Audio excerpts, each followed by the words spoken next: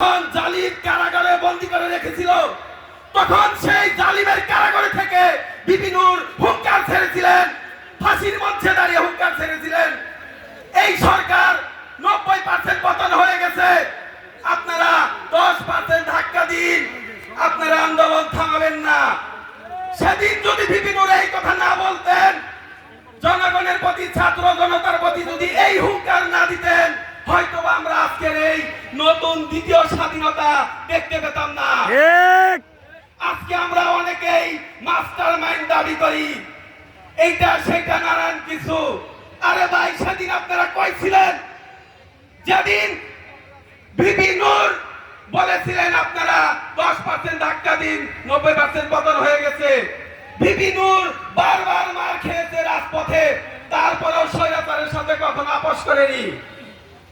আমরা জনগণকে একটি বার্তা দিতে চাই, আমাদের গণ অধিকার পরিষদ সর্বপ্রথম আমি মনে করি বাংলাদেশের মধ্যে রাজপথ থেকে গড়ে ওঠা একটি দল।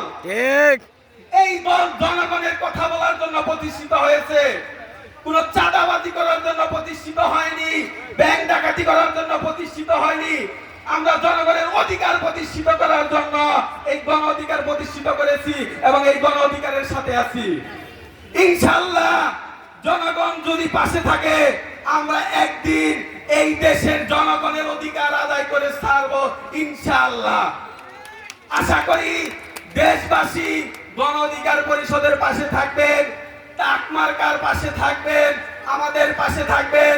আর সিঙ্গারবাসীর প্রতি একটি আহ্বান জানাই, আপনারা টাক মার্কার পাশে থাকুন, গণ অধিকার পরিষদের পাশে থাকুন, বিপি নূরের পাশে থাকুন, সর্বোপরি জনতার পাশে থাকুন। আমাদের এই গণ অধিকার প্রতিষ্ঠিত হয়েছে ভাই জনগণের অধিকার প্রতিষ্ঠিত করার জন্য, কারো পকেট বাড়ি করার জন্য না, চাঁদাবাজি করার জন্য না, দখলবাজি করার জন্য না।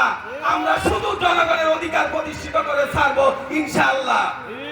আশা করি দেশের প্রত্যেকটা মানুষ ভোট দেওয়ার আগে চিন্তা ভাবনা করবেন, কাকে ভোট দিলে আপনার পাশে থাকবে, সে সমাজের উন্নয়ন করবে, দেশের উন্নয়ন করবে। কাকে ডাকলে আপনারা পাশে পাবেন, সেই নেতা দেখে আপনারা ভোট দিবেন। আশা করি টাক মার্কাই থেকে যদি আপনারা আমাদের নির্বাচিত করেন, আমরা দেশ ও জনগণের পাশে থাকবো।